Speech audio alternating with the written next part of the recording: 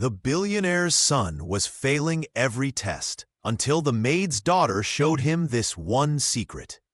Their worlds couldn't have been more different, yet fate had a way of bringing them together in the most unexpected way.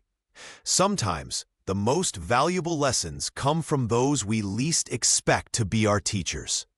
Before we begin, make sure to subscribe to the channel and comment where you're watching from.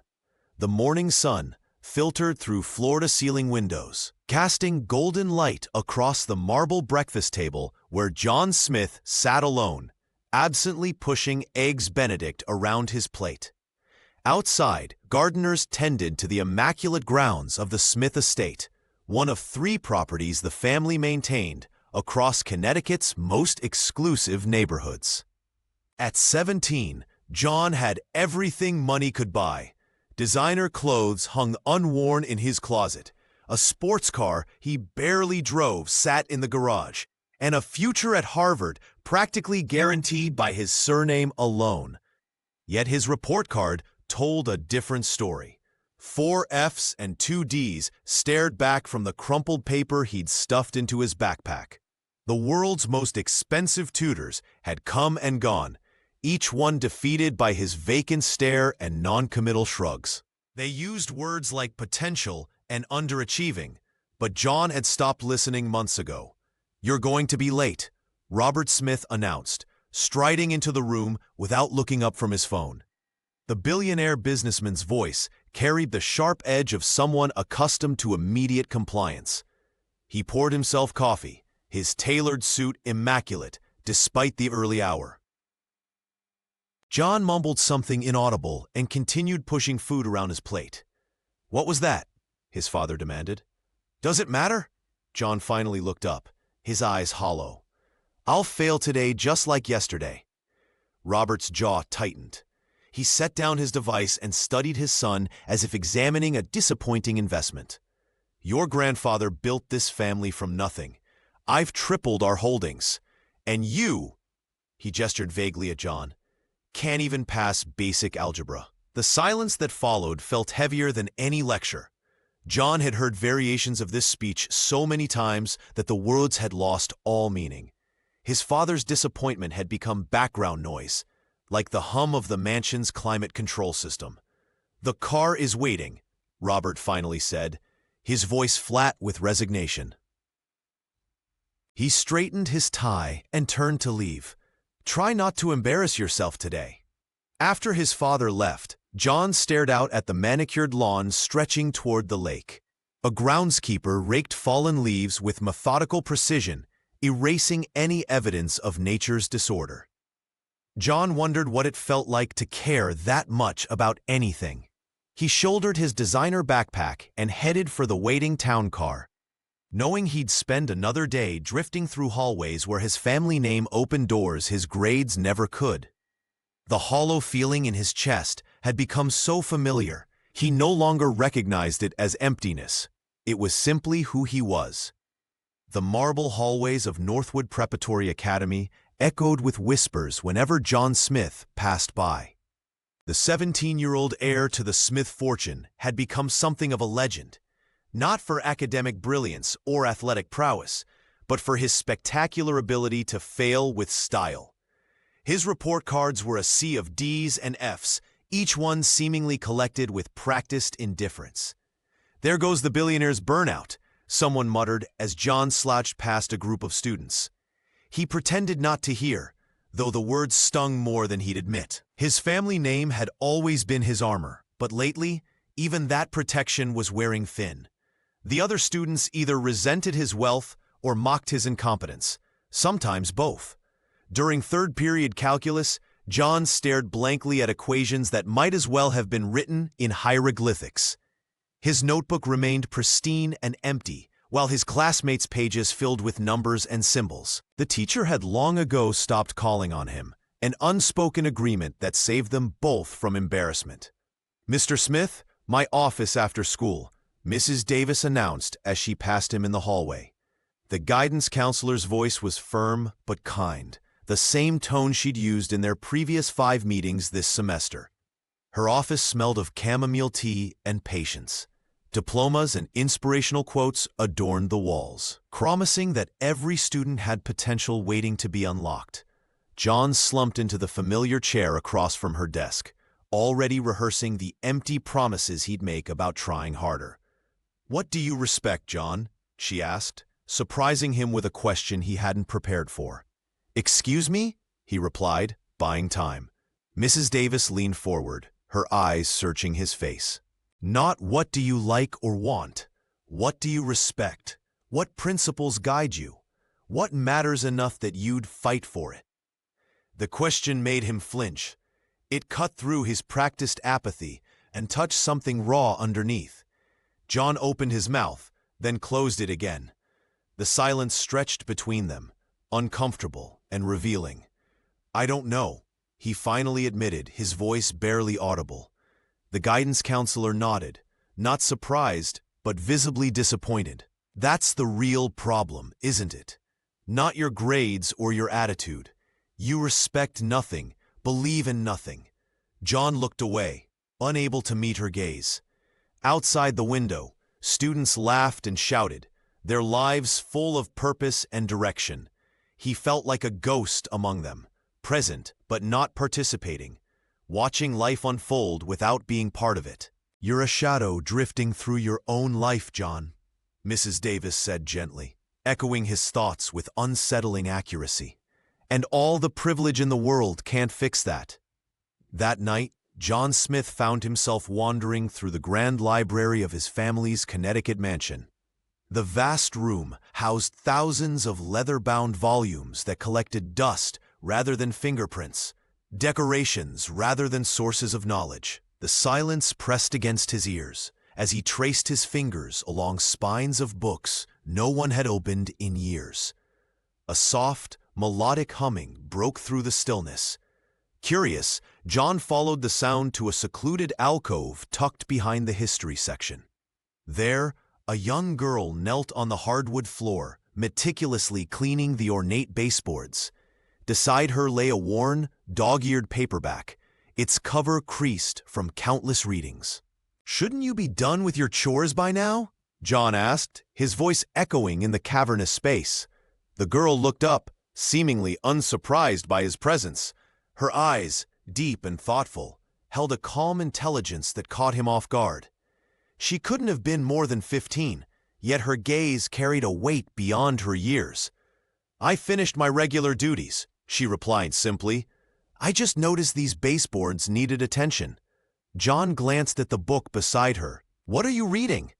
She picked up the battered volume, handling it with a reverence John had never felt toward any possession despite his wealth. "Meditations by Marcus Aurelius," she answered.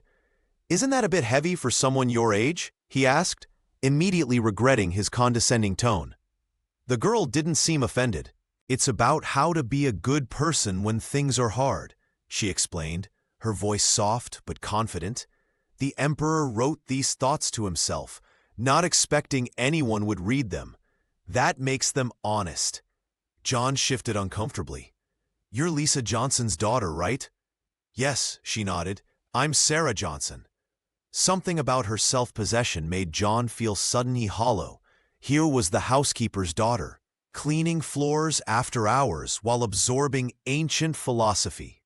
Meanwhile, he had every advantage imaginable, yet couldn't be bothered to open a textbook. "Do you understand it?" he asked, genuinely curious. Sarah's lips curved into a slight smile. "Not everything, but that's the point of reading it more than once." A strange feeling washed over John, something between shame and fascination.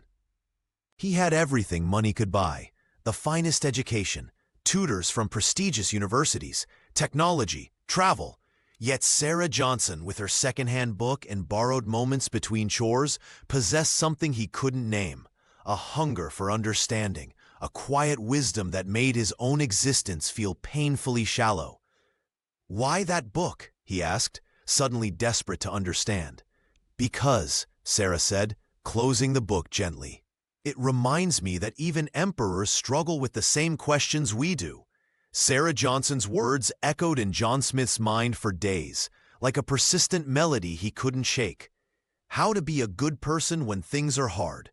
Such a simple statement, yet it had somehow penetrated the armor of apathy he'd spent years perfecting. He found himself lying awake at night, staring at the ornate ceiling of his bedroom, wondering what it meant to be good when everything had always been easy. For the first time, John began noticing the cracks in his gilded world. During lunch at Northwood Preparatory Academy, he watched as his friends mocked a scholarship student for wearing the same shirt twice in 1 week. The laughter that once seemed harmless now sounded cruel to his ears. He observed Kyle Brown, whose father competed fiercely with Robert in business, deliberately knocking books from a freshman's hands and calling it an accident. Did we always act like this? He asked himself, feeling a strange hollowness spread through his chest. His sprawling Connecticut mansion, once a symbol of success, now felt eerily empty. The marble floors, the priceless art, the rooms no one ever used. What was it all for?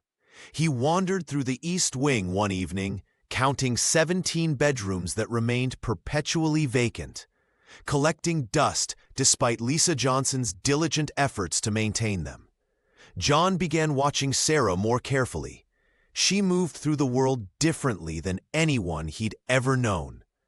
While cleaning the library shelves, she would pause to examine a particular book, her fingers tracing the spine with genuine curiosity. During dinner preparation, he noticed how she studied the chef's techniques with quiet intensity, absorbing knowledge without drawing attention to herself. One afternoon, he observed her in the garden, kneeling beside a cluster of wildflowers that had pushed through a crack in the stone path. Most people would have seen weeds to be removed, but Sarah seemed to find something profound in their persistence. She sketched them in a small, worn notebook, completely absorbed in the moment. It struck John that Sarah possessed a kind of vision he lacked entirely. She could see beauty in broken things, wisdom in everyday struggles, meaning in the mundane. Meanwhile, he drifted through his privileged existence, blind to everything that actually mattered. She sees the world as it really is, he thought, while I've been looking at shadows. The realization was uncomfortable, even painful. John had everything money could buy, yet this girl, the daughter of his family's housekeeper, possessed something his wealth couldn't purchase: the ability to truly see beneath the surface of things, to find substance where he saw only emptiness. Robert Smith's private jet touched down after 3 days of meetings in Tokyo. The mansion staff tensed as his Italian leather shoes clicked across the marble foyer. John had failed another calculus test, the third this month, and everyone knew the reckoning was coming. That evening, the storm finally broke. John lounged in the kitchen, scrolling mindlessly through social media while Chef Antonio prepared dinner. Robert entered, his face a mask of cold disappointment. Without a word, he placed John's smartphone, leather wallet, and the keys to his sports car on the granite countertop. The metal made a harsh sound against stone. "The free ride is over," he announced, voice devoid of emotion. "You'll take the bus like everyone else until you demonstrate some basic responsibility." John stared at his father, waiting for the punchline. "You can't be serious." "Perfectly serious. Your grades are abysmal. Your attitude is worse." Robert straightened his tie, a nervous habit he'd developed over decades of boardroom battles. "You've had every advantage money can buy. Tutors from Harvard, the best school in Connecticut, and you've squandered it all." The humiliation cut deeper than any insult. John had never known life without the cushion of wealth. The cars, the credit cards, the constant deference from everyone around him. His identity had always been Robert Smith's son, and with it came a certain untouchable status. "This is bullshit," John muttered, but his father had already turned away. Conversation finished. That night, John lay awake in his four-poster bed, staring at the ceiling. He could hear Lisa Johnson moving quietly through the hallway, finishing her evening cleaning duties. Her footsteps paused outside his door, then continued. Even the housekeeper pitied him now. Morning arrived with cruel efficiency. John pulled on jeans that cost more than most people's entire wardrobes and a cashmere sweater that suddenly felt like a costume. For the first time, he trudged down the long driveway in the gray dawn, past the manicured hedges and ornamental fountains. The bus stop stood like a foreign embassy on the border of his world, a simple metal bench where he'd never once sat. 3 other teenagers already waited, their conversation dying as they recognized him. One whispered something, and the other snickered. John felt every eye on him. The wealthy kid brought low. His last name, once a shield that deflected all criticism and consequence, now felt like a target painted on his back. As the yellow school bus rumbled toward him, belching diesel fumes, John realized he had no idea how public transportation even worked. Did you need exact change? Was there assigned seating? The doors hissed open. The driver gave him a bored glance. "You getting on, or what, kid?" The hallways of Northwood Preparatory Academy had transformed overnight from John Smith's playground into his personal hell. Word had spread quickly about his fall from grace. Students who once sought his approval now whispered behind their hands as he passed, their eyes following him with a mixture of curiosity and schadenfreude. Kyle Brown, whose father had been locked in a bitter corporate rivalry with Robert Smith for years, seized the opportunity with predatory glee. "Hey, busboy," Kyle called out loudly as John walked into calculus. "Did Daddy finally realize you're not worth the investment?" The classroom erupted in laughter, and John felt his face burn with humiliation. The friends who had surrounded him for years, not because they liked him, but because of what his name could provide, melted away like morning fog. Lunch tables that had always saved him a seat were suddenly full. Invitations dried up. Text messages went unanswered. The isolation was complete and merciless. Each evening, John returned to the sprawling mansion that had never felt like a home. Now, with his father away on another business trip, the vast, empty spaces echoed with his footsteps. The silence was deafening, broken only by the occasional sounds from the kitchen where Lisa Johnson and her daughter worked. One evening, drawn by the soft clatter of dishes and gentle conversation, John lingered in the doorway of the kitchen.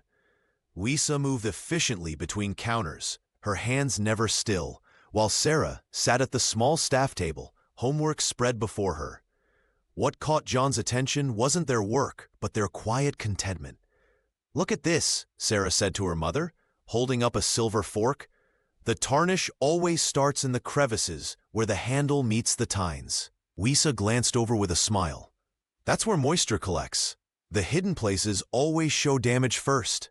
John watched transfixed as Sarah examined the utensil with the concentration of a scientist studying a rare specimen. "It's like people," she mused. "What's hidden inside shows on the outside eventually." The teenager felt something stir within him, a recognition that this girl saw the world in ways he'd never considered. While he had spent years looking past everything and everyone, Sarah Johnson found meaning in tarnish on a fork. Over the next few days, John began noticing the Johnsons more carefully. Lisa's dignity as she managed the household without complaint. Sarah's curious eyes that seemed to absorb everything around her. Their resilience in the face of circumstances that would have crushed him after a single day. "The world is full of lessons if you know how to look," he overheard Sarah telling her mother one evening. The words struck John with the force of revelation. Here he was, surrounded by everything money could buy, yet seeing nothing, while Sarah, with so little, somehow saw everything. John Smith couldn't sleep that night. The words Sarah had spoken in the library alcove haunted him, stirring something deep within that he'd long forgotten existed. After 3 days of watching her from afar, observing her quiet confidence as she moved through the mansion with her mother Lisa, he finally gathered his courage. The next afternoon, he found Sarah in the grand library, carefully reshelving books while humming softly to herself. His designer shoes felt suddenly heavy as he approached her. "That thing you said before, John began, his voice cracking with unexpected vulnerability. About a way of seeing. What did you mean? Sarah Johnson turned to face him, her calm eyes meeting his without a trace of intimidation. Most people cowered before the Smith name, but this girl seemed untouched by the power dynamics that ruled his world. Most people live on the surface, she replied, her voice steady. They see the car but not the engine, hear the words but not the meaning. They touch without feeling. John swallowed hard. And you see differently? My great-grandfather taught my mother, who taught me. She placed the final book on the shelf with deliberate care. It's not magic, it's just paying attention to what others ignore. Can you? He hesitated, the words feeling foreign in his mouth. Can you teach me? Sarah studied him for a long moment, as if weighing his worth. There are conditions, she finally said. Name them. The desperation in his voice surprised even him. First, you start from zero. Everything you think you know, forget it. She held up a second finger. Second, you do exactly as I say, even when it makes no sense. Her third finger rose. Last, you throw away your pride. Completely. The final condition made John flinch. Pride was all he had left. The hollow shell of the Smith legacy that had sustained him through years of emptiness. Yet something in her steady gaze made him believe she held answers he desperately needed. Okay, he whispered, the word barely audible in the vast library. I'll do it. A hint of surprise flickered across Sarah's face, quickly replaced by quiet determination. She nodded once, decisively. Your first lesson is tomorrow at sunrise, she said, turning back to her work. Meet me under the oak tree in the East Garden. Don't be late. As John walked away, his heart pounded with equal parts fear and anticipation. For the first time in years, he felt something breaking through the numbness, a tiny spark of hope that perhaps his life could mean something after all. The morning air carried a crisp chill as John Smith trudged across the dewy lawn. He'd never been awake this early voluntarily, and the silence felt almost unnatural after years of sleeping until noon. The garden behind the mansion stretched before him, bathed in the golden light of dawn. Sarah Johnson was already waiting under the ancient oak tree, her posture relaxed yet somehow purposeful. She didn't acknowledge his arrival immediately, instead gazing intently at something near her feet. You're on time, she finally said, sounding mildly surprised. That's a good start. John shoved his hands into his pockets. So what now? Meditation? Some kind of nature walk? Just stand here, Sarah instructed, gesturing to a spot beside her, and tell me what you see. John glanced around with obvious disinterest. Grass, dirt, trees, the usual garden stuff. Sarah's expression remained patient. Look again, but this time, actually look. Something in her tone made John pause. He took a deep breath and tried to focus, crouching down where Sarah had been looking. At first, nothing changed. Then, as if adjusting a microscope, the world before him began to sharpen. An ant struggled heroically with a breadcrumb twice its size, determined despite the impossible odds. Nearby, a spiderweb stretched between two blades of grass, each strand glistening with perfect dewdrops that caught the morning light like diamonds. A tiny purple wildflower pushed defiantly through the manicured soil, its petals barely unfurled but reaching toward the sun. I never noticed, John whispered, genuinely astonished. Most people don't, Sarah replied, kneeling beside him. They walk through life seeing only what they expect to see. John watched as the ant finally maneuvered its prize over a small pebble. The creature's persistence struck him as both futile and magnificent. There's an entire universe down here, he said, more to himself than to Sarah. The young girl nodded, a knowing smile playing across her face. The world is full of secrets, she said softly. You just have to be quiet enough to hear them and still enough to see them. John sat back on his heels, suddenly aware of how much noise had filled his life. The constant chatter of privileged friends, the hum of expensive devices, the roar of sports cars. He'd been surrounded by sound and fury, drowning out everything else. "Is this how you always see things?" he asked. Sarah shrugged. "My mom taught me. When you don't have much, you learn to find wonder in what others overlook." For the first time, John felt a twinge of something beyond curiosity, something that might have been respect, or perhaps even envy, for this girl who seemed to possess a wealth he couldn't begin to comprehend. Sarah's lessons continued to surprise John Smith.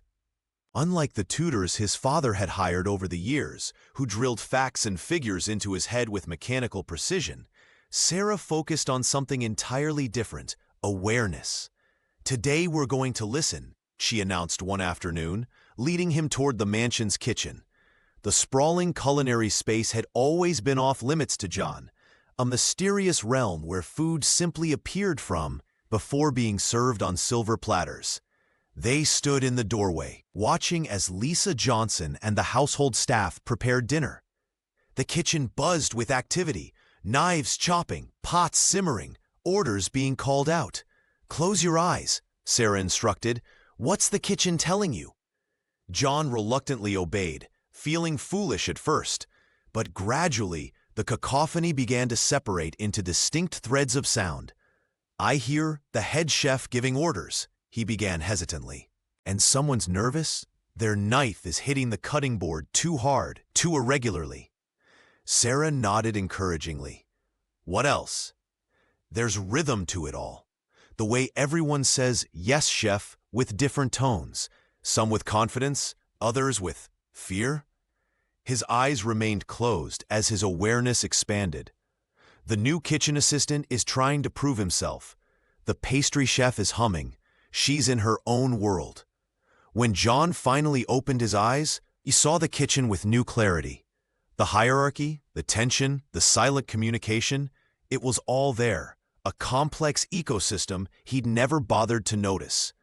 "You've lived in this house your entire life," Sarah observed quietly. "But you've never really been here, have you?" The truth of her words stung. For 17 years, John had drifted through these rooms like a ghost, consuming without appreciation, taking without acknowledgement. "They prepare 3 meals every day for your family," she continued. "Each dish tells a story, about skill, about care, about tradition." John watched as Lisa expertly arranged garnishes on a plate, her movements precise and deliberate. He'd never once thanked her for the thousands of meals she'd helped prepare. "Tomorrow, try eating slower," Sarah suggested. "Notice the textures, the temperatures, the balance of flavors. Someone's hands created that experience for you." As they left the kitchen, John felt a strange sensation, as if the mansion itself was coming alive around him, revealing layers of meaning and humanity he'd been blind to his entire life. "The world speaks all the time," Sarah said. "Most people just never learn how to listen." John hesitated at the threshold of his father's study. The room had always been off-limits, a sacred space where Robert Smith conducted the business that had built their fortune. Sarah Johnson stood beside him, her quiet confidence unwavering.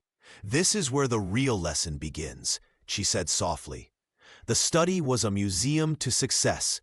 Glass cases displaying trophies, plaques, and awards that chronicled Robert's rise to power. John had seen them before, but had never truly looked at them. Now, guided by Sarah's perspective, he noticed something different.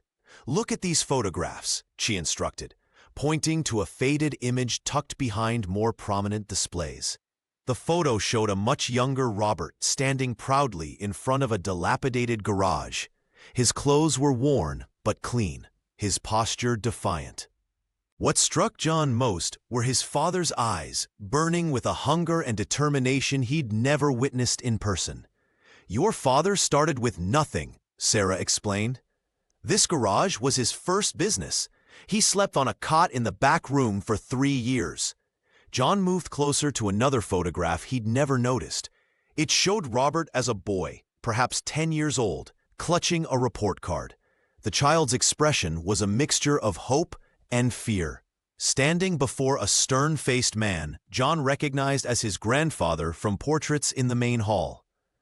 "He was desperate for approval," Sarah observed. "Just like you are now." The realization hit John like a physical blow. He'd always seen his father as an untouchable titan, cold, demanding, impossible to please. But these images told a different story. "He pushes you because he's terrified for you, not because he hates you," Sarah said, her words cutting through years of misunderstanding. "He's afraid you'll struggle like he did, or worse, that you'll never know what it means to overcome something difficult." John stared at the photographs, seeing his father as a human being for the first time, someone shaped by his own wounds and fears. "Your father built walls to protect himself," Sarah continued, "and now he's trapped inside them, just like you're trapped in the cage of expectations he created for you." The study suddenly felt different, less like a shrine to success and more like a confession. Every award, every trophy was a barrier Robert had constructed between himself and vulnerability. "The real prison isn't your privilege, John," Sarah said. "It's that neither of you knows how to break the cycle." John touched the frame of his father's childhood photo, feeling a strange connection to the hopeful, fearful boy who would become the man he barely knew. "How do we break it?" he asked, his voice barely audible. Sarah's eyes were kind but firm. "By seeing each other, truly seeing. It's the hardest thing in the world." That night, John paced outside his father's study, gathering courage with each step. The mahogany door loomed before him like a barrier between worlds. Through it, he could hear Robert Smith shuffling papers, the familiar sound of a man who measured life in quarterly reports and profit margins. Taking a deep breath, John knocked and entered. Robert glanced up, his reading glasses perched on the bridge of his nose, expression already hardening in anticipation of another confrontation. "Dad, I saw that old photo of you in the garage," John said quietly, gesturing toward the framed picture on the bookshelf, the one Sarah had pointed out earlier that day. The young Robert Smith, standing proudly before a rundown repair shop, sleeves rolled up, determination etched into every line of his face. The billionaire's eyes widened slightly, caught off guard by the unexpected topic. He set down his pen, studying his son as if seeing him for the first time in years. The silence stretched between them, heavy with unspoken history. "What about it?" Robert finally asked, his tone cautious but not dismissive. "What was it like, starting from nothing?" John's question was genuine, free from the sarcasm that had colored their interactions for years. Robert removed his glasses, rubbing the bridge of his nose. For a moment, John thought he might deflect the question or retreat behind the wall of corporate stoicism he'd perfected. Instead, something shifted in his father's demeanor. "It was hard," Robert admitted, his voice uncharacteristically soft. 16-hour days, no safety net. My father thought I was a fool for turning down college."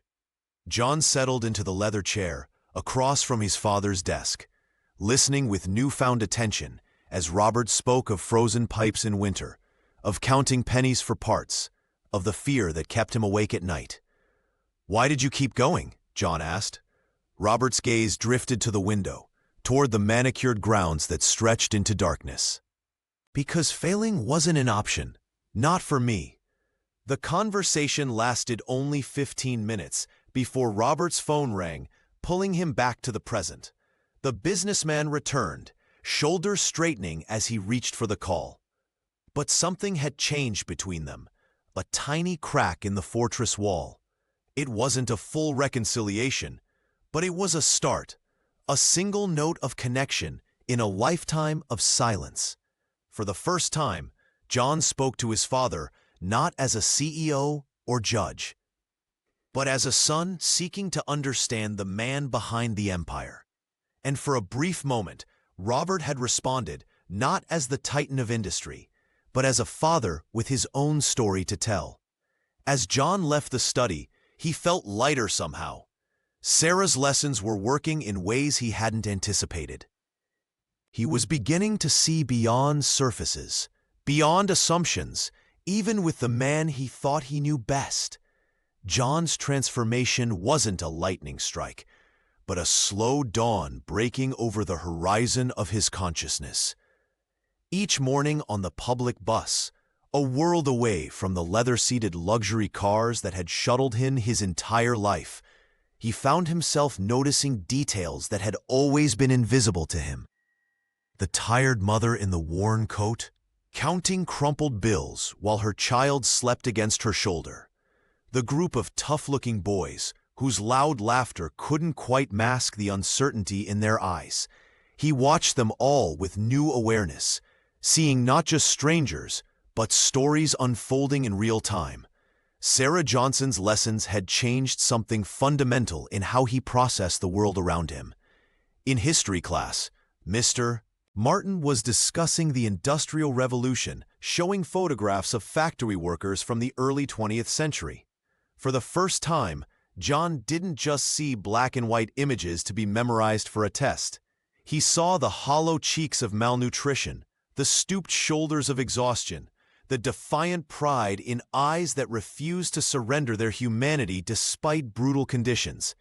Not like they had it that bad, Kyle Brown snickered from 2 rows over, his expensive watch glinting as he gestured dismissively at the projection screen. They got paid, didn't they? Nobody forced them to work there.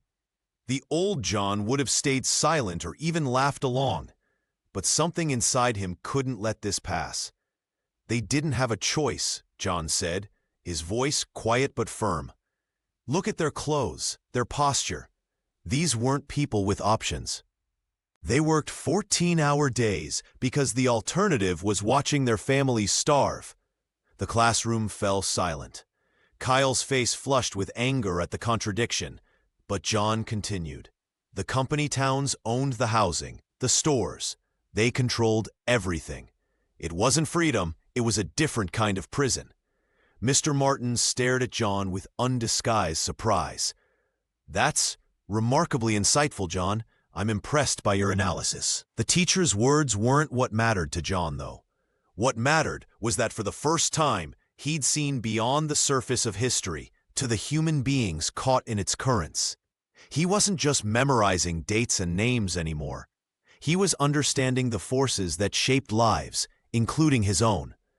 After class, John caught a glimpse of Sarah in the hallway. She didn't speak, but the slight nod she gave him carried more validation than any praise he'd ever received. He was beginning to see the world through new eyes. Her gift to him was slowly taking root. Sarah's lessons began to infiltrate every aspect of John Smith's life, transforming his entire worldview. In literature class, he no longer saw mere words on pages, but began searching for the author's hidden pain and joy beneath the text. He found himself captivated by Hemingway's sparse prose, recognizing the deliberate restraint that spoke volumes about human suffering. Physics equations, once meaningless symbols, revealed an elegant dance of natural forces that made him sit forward in his chair, eyes wide with newfound appreciation. The world makes more sense when you look for connections, Sarah had told him during one of their sessions in the garden. John took these words to heart, creating intricate mind maps that linked historical events to scientific discoveries, literature to mathematics. His notebooks, once empty or filled with doodles, now burst with observations and questions. His grades began to climb, not dramatically at first, but steadily. C-minuses became C+s, then solid Bs. Martin raised his eyebrows in surprise when John stayed after class to discuss the economic factors behind the Industrial Revolution. The transformation wasn't overnight, but it was undeniable. For the first time in his academic life, John was genuinely trying. At dinner one evening, Robert noticed the change. His son, usually sullen and disengaged, was explaining a concept from his physics class with unexpected enthusiasm. The billionaire studied John with narrowed eyes, suspicion evident in his posture. "Your teachers tell me your grades are improving," Robert said, setting down his fork. The mansion's dining room felt suddenly smaller as his voice echoed against the high ceilings. "Did you pay someone to take your tests?"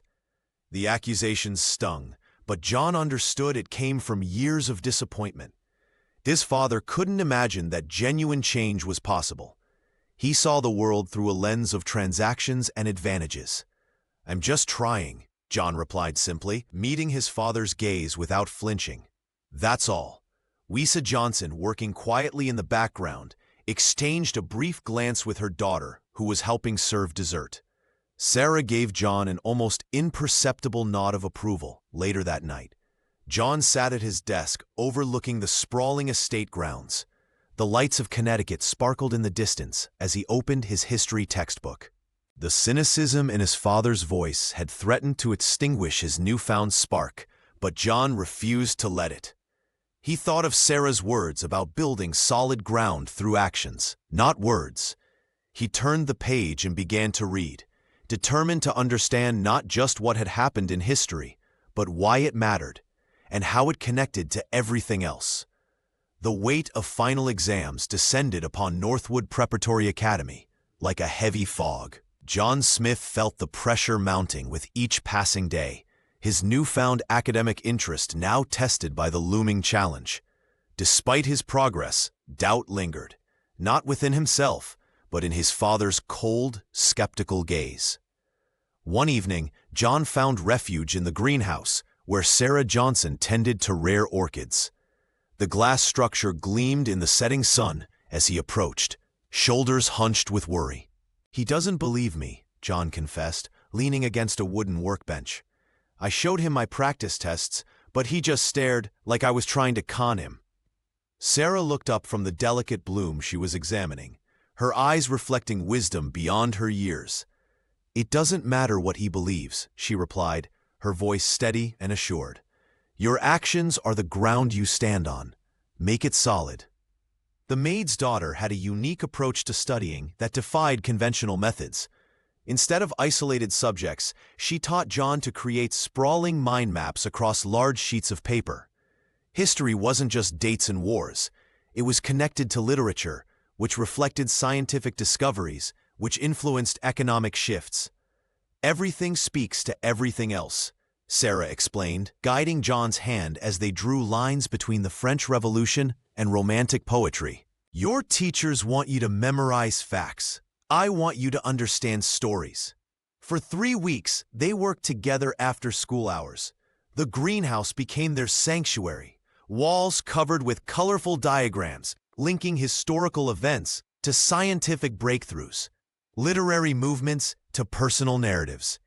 John found himself captivated by connections he'd never noticed before: how economic pressures shaped artistic movements, how scientific discoveries influenced political ideologies. "This is how my great-grandfather taught his children," Sarah explained one evening. "He said that knowledge without connection is just trivia." John absorbed everything, his mind awakening to patterns in relationships. He began to see his subjects not as isolated requirements to pass, but as different lenses through which to view the same human experience. Physics wasn't just formulas. It was the poetry of the universe expressed in mathematics. Lisa Johnson occasionally brought them sandwiches, watching with quiet pride as her daughter guided the billionaire's son through this unconventional education. The transformation in John was evident. His questions grew deeper, his insights sharper. By the end of those 3 weeks, John had built not just study aids, but a new framework for understanding. The world had come alive, vibrant with meaning and connection. Whether or not Robert believed in his son's transformation no longer mattered. John had found solid ground to stand on. The clock had ticked well past midnight when John finally closed his economics textbook. His eyes burned from exhaustion, but his mind felt alive in a way he'd never experienced before. The Smith mansion was silent, except for the occasional creak of its century-old bones. "How did you become so wise?" John asked Sarah, who sat cross-legged on the library floor, surrounded by their study materials. "You're my age, but you understand things most adults never grasp." Sarah Johnson hesitated, then reached into her worn backpack. She pulled out a leather-bound journal, its edges frayed and pages yellowed with age. "This belonged to my great-grandfather," she explained, handling it with reverence. "He received the Medal of Honor in the war, but that's not what made him extraordinary." John leaned forward, genuinely curious. Sarah rarely spoke about her family history. "Everyone thinks he was a hero because he fought bravely," she continued, "but his real courage came from how he survived afterward." She carefully opened the journal to a dog-eared page. "He wrote that the most dangerous weapon in war is the story we tell ourselves about the other side." John gently took the journal when she offered it. The handwriting was neat but pressed firmly into the paper, as if each word had been deliberately considered. He read passages describing battlefields transformed into gardens in the writer's mind, enemies reimagined as brothers separated by circumstance. "He taught our family to look beyond surfaces," Sarah explained. "When he returned home, people celebrated him for killing enemy soldiers. But he knew the real victory wasn't in taking lives, it was in preserving his humanity when everything around him demanded he surrender it." John turned the pages carefully, finding sketches of flowers growing among shell casings, notes about light patterns on water. "Is this why you see the world differently?" Sarah nodded. "Our family secret isn't about heroism in battle. It's about having the courage to see brokenness without becoming broken yourself, to imagine how things could be whole again." The heir to the Smith fortune felt something shift inside him. While his ancestors had built empires of steel and concrete, Sarah's had cultivated something far more valuable, a way of seeing that transcended circumstances. "My great-grandfather believed that true power isn't in controlling others," Sarah said softly, "but in controlling how you see the world." John closed the journal with newfound respect. The Johnson family legacy wasn't preserved in mansions or trust funds, but in wisdom passed through generations, a different kind of inheritance altogether, and perhaps the more valuable one. The morning of the history final dawned with an unusual calm settling over John Smith. As he walked through the grand corridors of Northwood Preparatory Academy, he noticed how the morning light played across the polished floors, something he'd never paid attention to before. His classmates rushed past, cramming last-minute facts, their faces tight with anxiety. But John moved deliberately, Sarah's lessons echoing in his mind. When Mr. Martin distributed the blue exam booklets, John took a deep breath. The questions about the Industrial Revolution stared back at him, but instead of panic, he felt a strange clarity. He began writing, not just regurgitating dates and names, but weaving together the economic forces, the social upheavals, and the human stories behind the historical events. He connected the exploitation of factory workers to modern labor movements, drawing parallels that surprised even himself. While others frantically scribbled and glanced at the clock, John worked methodically, lost in the connections he was making. When the bell rang, he was still writing his conclusion. Mr. Martin raised an eyebrow as John was the last to hand in his booklet. "Cutting it close, aren't we?" the teacher remarked, a hint of curiosity in his voice. "I wanted to finish my thought," John replied simply. Walking out of the classroom, he felt none of the usual relief that came with finishing a test. Instead, there was something deeper, a satisfaction that came from truly engaging with the material. For the first time, he hadn't studied to pass, he'd studied to understand. Later that afternoon, John found Sarah in her usual corner of the library, surrounded by books. She looked up as he approached, her intelligent eyes searching his face. "How did it go?" she asked quietly. "I don't know if I aced it," he admitted, settling into the chair across from her. "But I actually wrote about what mattered, not just what would get me points." Sarah's face broke into a genuine smile. "You did it." Those 3 words carried more weight than any praise his father had ever given him. John felt something shift inside him, as if he'd been sleepwalking through his life until now and had finally opened his eyes. "It's strange," he said, looking down at his hands. "A month ago, all I cared about was getting my car back. Now," he struggled to articulate the change. "Now you see," Sarah finished for him. John nodded. It wasn't about the grade anymore. It wasn't about pleasing his father or maintaining the Smith legacy. For the first time in his life, John felt like he was becoming someone new, someone who could see beyond the surface, someone who might actually matter. A week passed in a blur of exams and sleepless nights. John had thrown himself into his studies with an intensity that surprised even Sarah. The mansion felt different now, less like a museum of wealth and more like a place where real people lived, struggled, and occasionally connected. When the housekeeper delivered the message that Robert Smith wanted to see him in the study immediately, John felt his stomach tighten. He made his way down the long hallway, past portraits of Smith ancestors who seemed to judge him with painted eyes.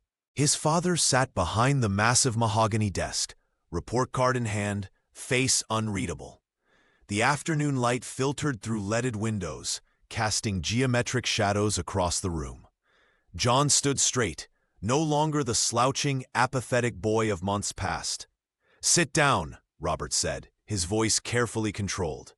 John lowered himself into the leather chair opposite his father waiting.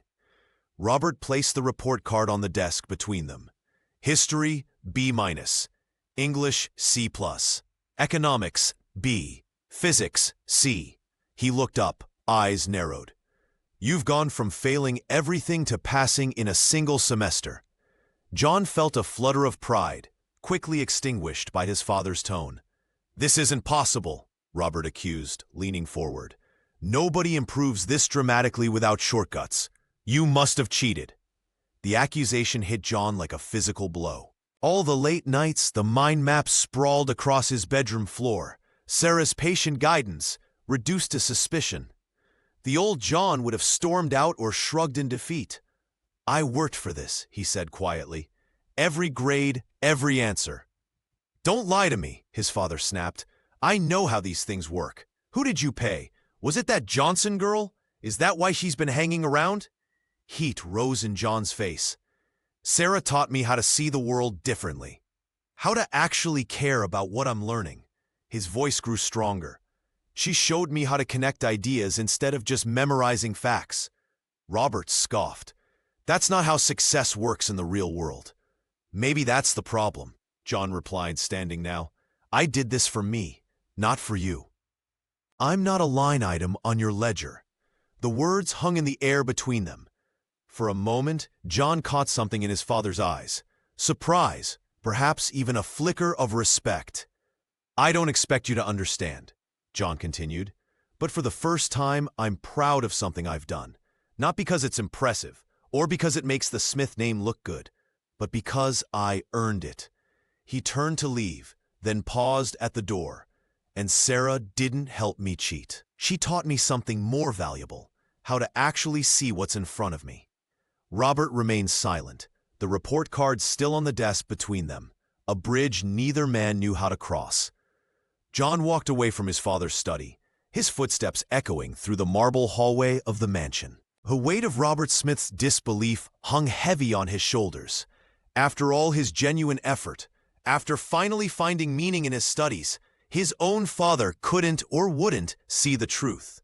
He found Sarah Johnson sitting on the back steps of the estate, her mother Lisa beside her. The evening sun cast long shadows across the manicured lawn as both women looked up at his approach. Sarah immediately recognized the defeated expression on his face. "He didn't believe me," John admitted, the ache settling in his chest as he slumped down beside them. "After everything, he still thinks I cheated." Lisa's weathered hands stilled in her lap. The housekeeper had worked for the Smith family for nearly 15 years, witnessing the cold distance between father and son grow with each passing year. She exchanged a meaningful glance with her daughter before turning to John. "There's something we need to tell you," Lisa said, her voice barely above a whisper. something we've wanted to share for some time now." She hesitated, years of caution making her words careful. "My brother, Michael Johnson, worked for your father's company 8 years ago." John nodded slowly.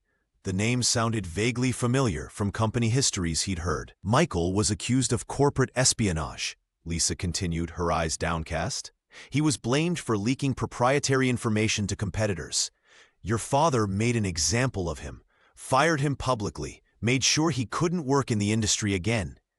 Sarah placed her hand on her mother's arm. "But Uncle Michael was innocent," she said firmly. "He was framed and had no way to prove it." The pieces suddenly clicked into place for John. "Is this why you've been teaching me? To see the truth about your uncle?"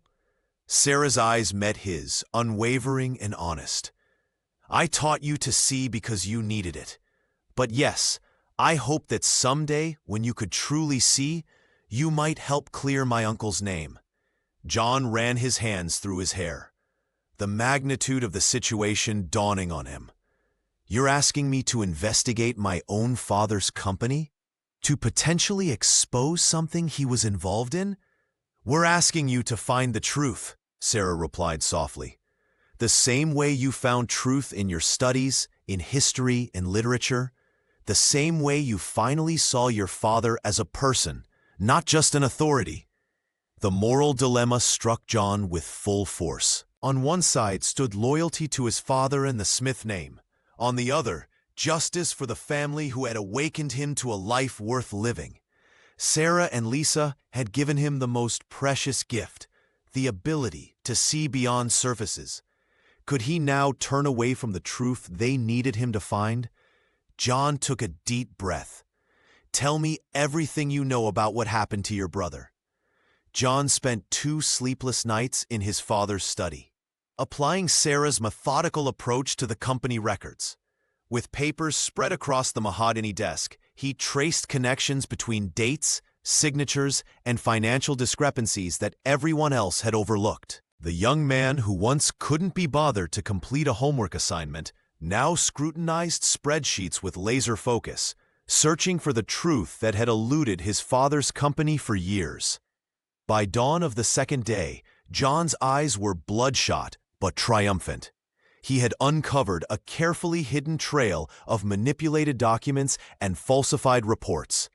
The evidence was irrefutable. Mark Brown, Kyle's father and a senior executive at Smith Enterprises, had orchestrated the entire scandal that had destroyed Michael Johnson's career.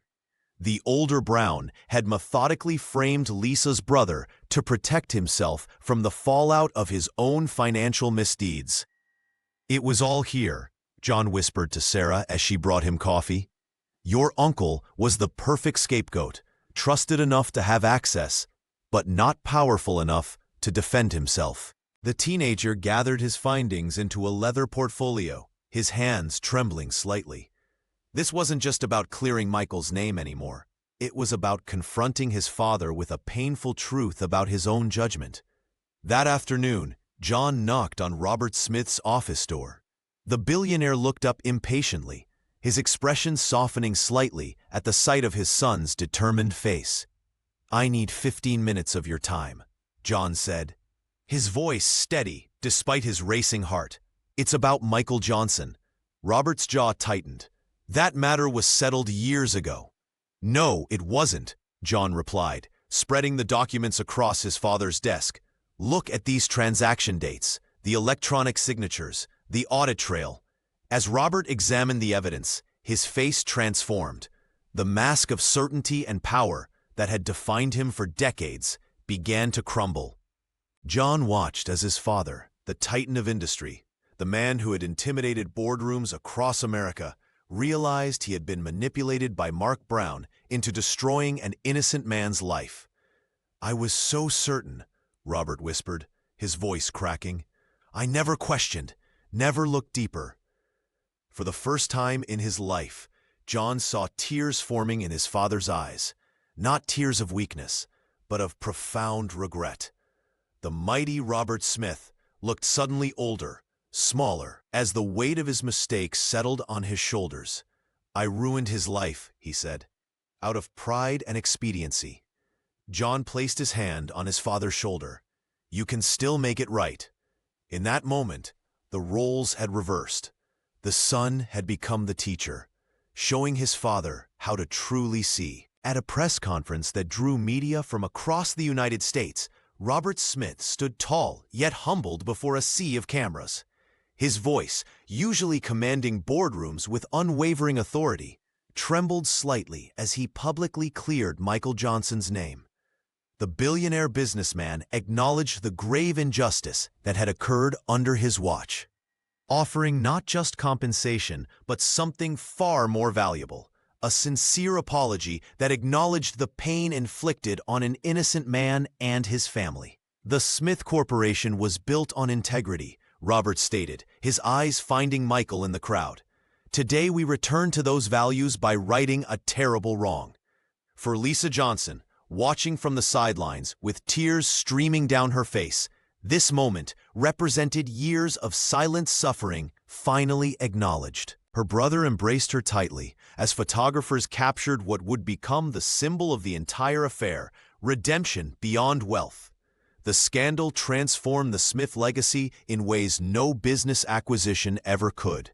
The family name, once synonymous with cold corporate power, began to represent something more profound: the courage to admit mistakes and the strength to make amends. John's educational path took an unexpected turn when he enrolled at Connecticut Public High. The decision shocked the elite circles of Northwood Prep, but for the young man, it felt like breathing fresh air after years in a stifling room. Without the weight of expectations that had once crushed him, he flourished academically, graduating with honors that he earned through genuine understanding rather than privilege. The relationship between father and son evolved slowly, like a delicate plant requiring patient care. Their Sunday morning walks became a ritual where silence gradually gave way to conversation. Robert learned to listen rather than lecture, while John discovered the wounded boy behind his father's imposing facade. "I never wanted the empire," John confessed during one such walk. "I just wanted you to see me." His friendship with Sarah deepened through their shared journey. One evening, beneath the ancient oak in the garden now bathed in moonlight, they sat discussing their futures. Sarah had received a scholarship to study philosophy, her wisdom finally recognized beyond the Smith household. "You know what your real purpose is, don't you?" she asked, her eyes reflecting the stars above. "You have to teach the children of kings how to see, because they're the only ones who can convince them their castles are built on sand."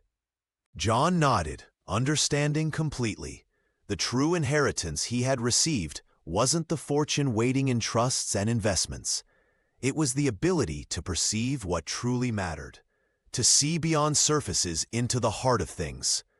The greatest wealth, he now knew, was the courage to open one's eyes to truth, no matter how uncomfortable that truth might be.